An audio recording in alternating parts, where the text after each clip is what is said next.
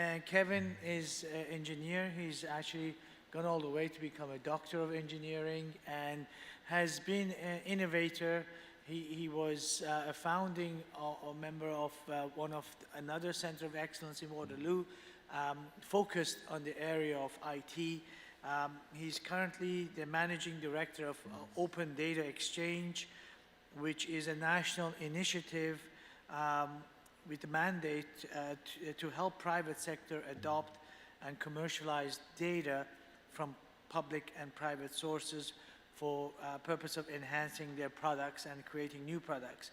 He's also the VP of Strategic Initiative for Communitech, which is a cluster in Waterloo, as you can imagine, focused in IT. And Kevin is going to talk to us about the genesis of IoT. Kevin.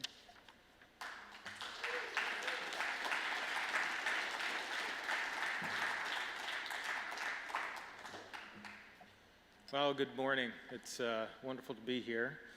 And IoT is all about technology, and my technology's up, so that's a great start. Thank you very much, Dr. Anvari, for the kind introduction. I am with Communitech, and as mentioned, we are an organization based out of Waterloo that is there to help the high-tech cluster start, grow, and succeed. So we were one of those overnight successes, if you will, but we're about 18 years old. So it takes time to grow these clusters, and it takes a lot of effort and a lot of stakeholders to do so. What I do there is I run our strategic initiatives group, as mentioned, and really what we're focused on there, I'd loosely state that what we are is that we are the research and development group for the organization. And what we do is we look at what's that next big thing for the companies that we represent that we should be going out there and helping them to build clusters around, build capability around, etc. And so out of that really comes the topic about what I want to speak about today. And it's about data, it is about IoT, but really what I want to talk about is around disruption. And my premise, taking Dave's lead here in terms of what am I going to talk about and where am I going to end up, my premise today is that disruption is going to occur in every industry eventually. It's not an if, it's a when. And that my premise is that data is at the core of that disruption, at least in part. And so what I want to do is I want to unpack that and take that through and show, you know, my premise, and hopefully at the end of it, you'll see it from my perspective, or you'll have your own perspective, and love to have a conversation about it.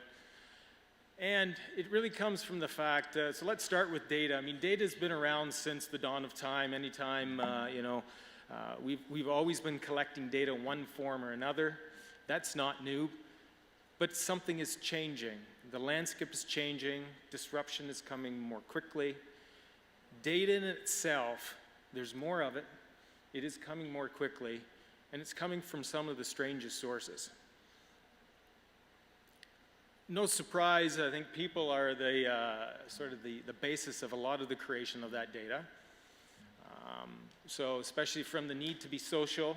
So if you think about it, I think the stats that there are 9,300 tweets per second. There's 300 hours of YouTube or video uploaded to YouTube every minute. Imagine the amount of data that is and the sort of the content that is trying to portray. And I gotta love technology, and I'd often say if sort of those were my two daughters in that picture, they'd be on their phones and they're probably talking to each other through their cell phones and texting, and as opposed to looking at each other and having a conversation. But I guess that's the world we're living in right now. But I think where a big change is coming along is it's not only people that are creating data, it's the devices that are creating data. And so I'm sure many of you have seen this chart. This is from Cisco. This is speaking to the Internet of Things.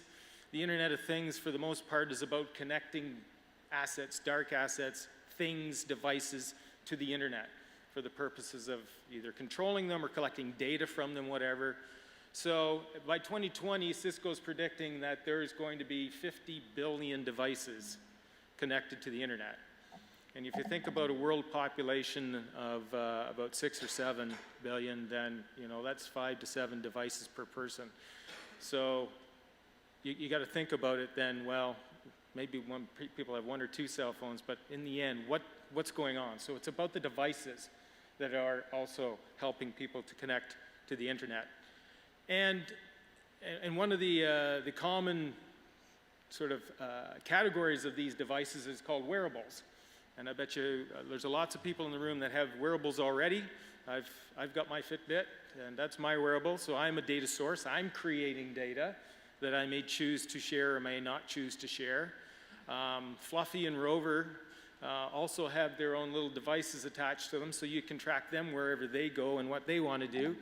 I think in some cases it's a great example of just because you can connect something to the internet, maybe you shouldn't connect something to the internet. But I guess if you're afraid that your dog's going to run away, I guess it's good that they're connected. The Nest thermostat. So the Nest thermostat, again, some of you may already have one of these in your home. It's a learning thermostat. It's different than the traditional thermostat. It's more than just setting a temperature or perhaps programming it to change temperature depending on the time of day. This particular thermostat actually monitors your patterns and intelligently tries to set the conditions or the thermostat in your home to monitor your specific patterns within the house. And that's all fine and good, but the other part of that is that that's connected to the internet, and it's collecting data on you and your preferences that somebody else is using and is sort of farming intelligence from. Self-driving cars. This is the Google car, and it's been making its way, I think, across the states, but specifically in California for a while now. But as of 2014, I think April, it had logged 1.1 million of accident-free kilometers. So that's a lot of area to travel, or distance to travel. Now, rumor has it that since then it's been involved in a couple of accidents, but the interesting part about that is it was because of human error. So the machines were doing fine. As soon as people got fingers in there, they started to muck it up a little bit. But that's the face of disruption. And you know, the Google cars and connected cars, I think, are our segue to the fully autonomous cars. The amount of data, I think it's 150 meg per day of data is being collected off those vehicles, and you can imagine what kind of data is being collected. So that's the kind of world we're living in. That's part of the 50 billion devices that are going to be on the internet come 2020. And another sort of interesting statistic is that 90% of all the data in the world today has been created in the last 2 years alone. And I think that's probably statistics that's changing probably on an hourly basis as well. So we're creating more data. A vast amount of data. It's coming from a variety of different sources. It's coming from people, it's coming from devices, it's coming from your washing machine, it's coming from your pet running around in the backyard. It's coming from everywhere. So what's different? Again, data's been around for a long time, but what's different? I think it's really the pace of technology. It's technology that's really causing this fundamental disruption. It's the fact that you can put sensors on just about anything now, and those sensors are relatively inexpensive. It's the fact that processors, microprocessors, computing is relatively inexpensive. So it gives you the opportunity not only to collect that data, but to operate and extract value from that data. Data storage, you've got the cloud, you've got the fog, you've got everything in terms of, and it's ubiquitous, it's inexpensive, and because of the internet, then obviously that's really what ties it all together and makes a lot of this possible. So to me, this is the fundamental difference, and this is really what's causing the start of the wave of this disruption. But the key element to me as well with all of this is that raw data in itself is useless. So you can collect all that data from the car, you can collect that data from the robot, you can collect that data from your Fitbit, but it's until you actually do something with that data and extract knowledge and intelligence from it, that's really what's going to fuel the disruption. And so that's the key element in this, all this. And again, all the elements that are coming along from a technology perspective are allowing these things to happen at an unprecedented rate. And that's why every industry, I think, has the potential to be disrupted, because we not only can collect the data, but more and more so, we're looking to extract that knowledge and information from that data. And there's a couple great examples of disruption that's already occurring in a number of industries. Netflix, I'm always amazed at how quickly Netflix annihilated Blockbuster. It was one of those things that didn't take years. I think it literally took months because of their model. Airbnb, with their way of sharing accommodation, is certainly disrupting the hotel industry, and you can bet that they're concerned about what the future holds in store for them. Uber, even though they've been in the news a lot lately because of regulations around sharing of rides and things like that, it's undoubtedly they're looking to, or they will be disrupting the auto industry as well. And the fascinating thing too about going back to Airbnb for a second, I think its market cap for that company is I think at least 20 to 30% more than Hilton. So there's Hilton with a number of hotels as assets and real physical assets that has a market cap that's less than Airbnb, that essentially is just a platform that connects people to resources. So business models are being disrupted, people are being disrupted, everything's being disrupted. So going back to the Google car for a second, you know, what does this mean for the auto industry? And one thing is that, you know, if anybody born in the next 5 years may never need to learn how to drive because their vehicle is going to take them wherever they need to go. Maybe you want to drive, that's one thing, but the key to this is I think everybody looks at the Google car and they say, isn't that cool science fiction? But it's not science fiction, it's reality, it's happening now. And I think they're predicting in the next year or two, this is going to go mainstream. But think about it then, and going back to that statistic about 1.1 million of accident-free kilometers. So then will we really need as many auto body shops as we've needed up until now? If they're not getting in an accident, then theoretically, they don't need to be fixed. And what about that corner repair shop for vehicles? These vehicles are becoming computers on wheels, and so I think we're going to see more and more of a shift of any repairs that need to be done will have to be done by the manufacturer themselves because they're going to be far too complex in order to be fixed by anybody else. And car ownership in general. Perhaps when we get to the age of the autonomous car, maybe it's just a matter of ordering one up for what you need, and maybe one day it's a sports car, maybe the next day it's a moving van, maybe the next day a minivan, whatever the case may be. But maybe we won't need to own cars anymore, and maybe it's just turning very much more into a pay-per-use society. You pay for it when you need it, but you don't necessarily own it. So I guess this sort of to this point then, again, the key points that I'm making is I don't think the availability of the data is the challenge anymore because there's lots of data available and there's more and more data being made available on a regular basis. I think the challenge, but the opportunity at the same time, is how do we extract knowledge and intelligence from that data. I'm convinced that data and the Internet of Things, open data, big data is going to disrupt every industry. And it's just a matter of what the timing is on that. But what we're seeing from our perspective is that businesses that are operating or looking to operate in this space are having difficulty trying to figure out, how do I do it? How do I build an application and technology around that? And how do I, as a company, actually get to take advantage of this data revolution as opposed to be a victim of it? So that gets me to something that we're doing to help our companies with dealing at least one aspect of the data market, and that's the Open Data Exchange. And the Open Data Exchange, we launched about 2 weeks ago. The fundamental purpose of the Open Data Exchange is to help companies to commercialize data, open data specifically.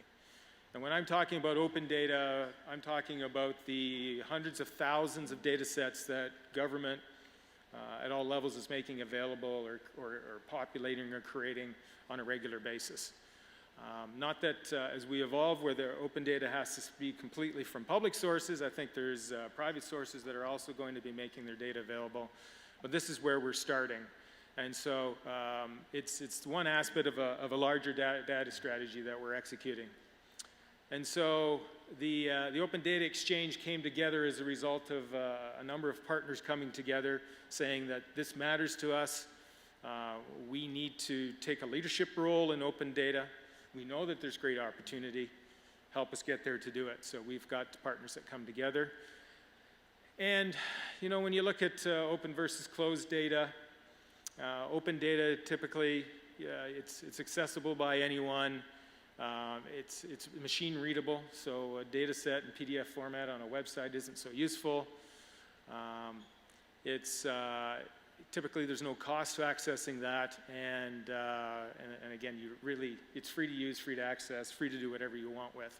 Versus the closed side of things, which is basically none of those things are true.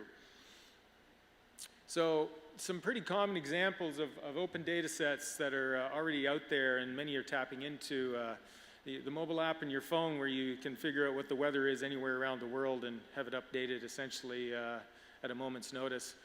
That's tapping into open data sources around environmental data. And then the Garmin or the other GPS systems, well, that's working off geospatial data that's being made available. And StatsCan in themselves, I mean, they make a number of, you know, the big debate of it lately has been around the cancellation of the long-term census, because there's people that are using that data, we're using that data, and now they're concerned that they're not going to have that insight. So the feds themselves have over 220,000 data sets that they make available right now. The question is, who knows about it, how can they use it, and how can they get some benefit from it? And there's been some interesting applications of open data of late. And in the Nepal earthquake is a good example where it's using something called the OpenStreetMap, which is an open source, open data initiative that essentially maps different aspects, streets around the world. And so when the earthquake happened in Nepal, then what they did is they took that information, but they also mapped on there the epicenter and the aftershock. And that's what's plotted on that map. And then the other photograph is essentially a team that was set up about an hour after the first quake hit that's updating that map and that information in real time. So here we've gone from a situation where you've taken an open source, open data, you've put a team together, and essentially you're providing real-time intelligence to the response for getting aid to victims of the earthquake in Nepal. And something similar around Ebola. So again, using the similar sort of concepts, this was mapping out in a pictorial form, where's the aid flowing, who's getting sufficient amount of aid, and where is aid needed. And again, combine that with things like OpenStreetMap, and what that does is allowed response teams to get to where they're needed quickest and where there's the highest priority.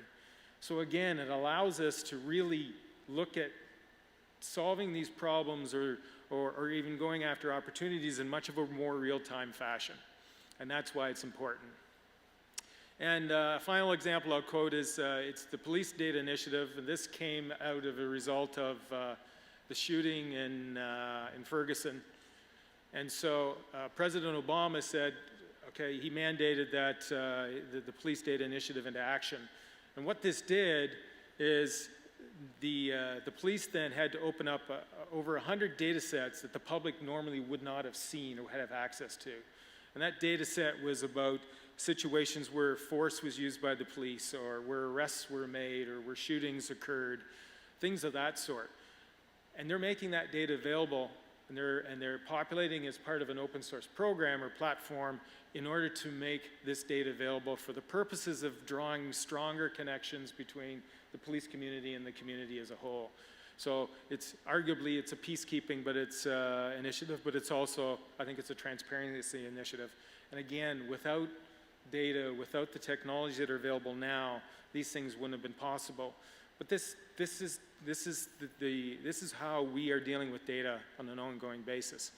So back to Open Data Exchange for a second.